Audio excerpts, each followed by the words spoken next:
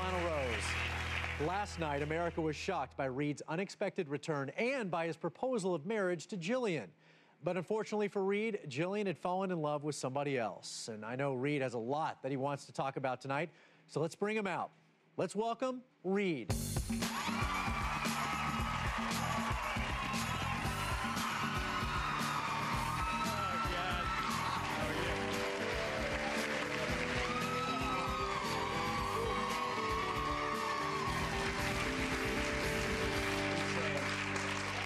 Mr. Popularity. I guess so. How you doing? How you doing? I'm hanging in there. Yeah? You know? I know it's been a tough ride, and we have a lot to talk about. Right. Before we get into it, let's take a look back at what happened in Hawaii. Reed, good to see you again. Hey, man. I know you have a lot to say to Jillian. I do. But you don't have a lot of time. Ed's on his way here right now. Let's go inside. Okay.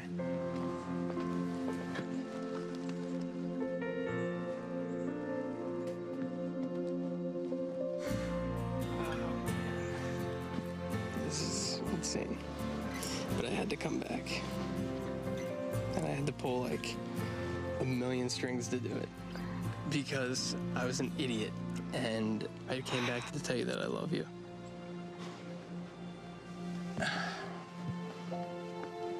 Jillian, you're somebody I could spend the rest of my life with. You need to come here first. You're not crazy. Like, we do have that connection.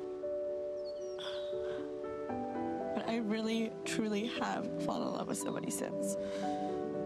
I have, and it's like, I can't let them go now.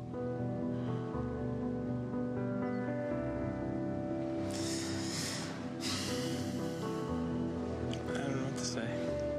I mean, what can I possibly say to that?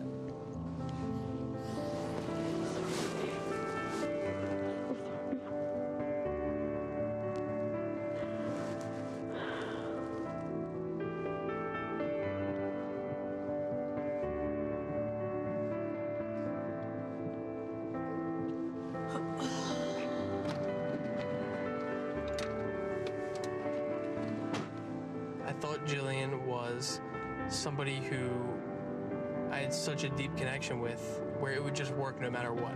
She was my dream girl and perfect for me, and it's just really tough. I mean, I came here and lost someone who I love, and I wish I could change things. I wish I could reverse time and do things differently.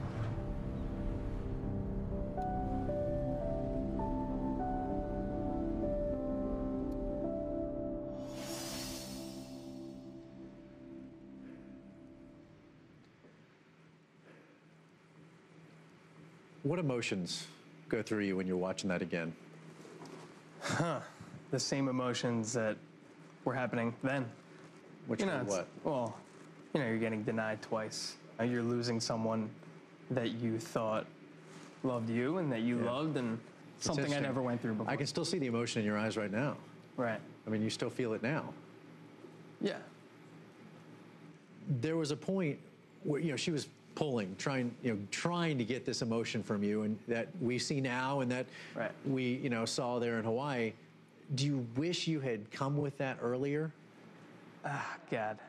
I think at dinner in Maui, I should have said, I love you then, but I felt that the connection that we had was enough to at least get past the next ceremony, and then I'd, be prepared to maybe at that point say, I love you to her. It just didn't, work out the way it was supposed to, I guess. But I still wish that during that time period I would have said, I would have told her how I felt. But I'm just wondering, do you look back at yourself and just want to kick yourself for why didn't I just say it? How stupid was I not to just let it all out there? Yeah, of course. I mean, that's why I went back and tried to salvage it. As you said, you had to pull a million strings, which I know you did, to have to get back to Hawaii to even have the chance to propose to her. What made you do that? Because you knew there was a huge risk. I think that in my life, I've been indecisive, and especially in relationships, and I thought that this one was not a relationship to be indecisive about. And when I left, when she sent me home, I was like, oh, I'm such an idiot. So, I mean, that's when I knew I needed to come back.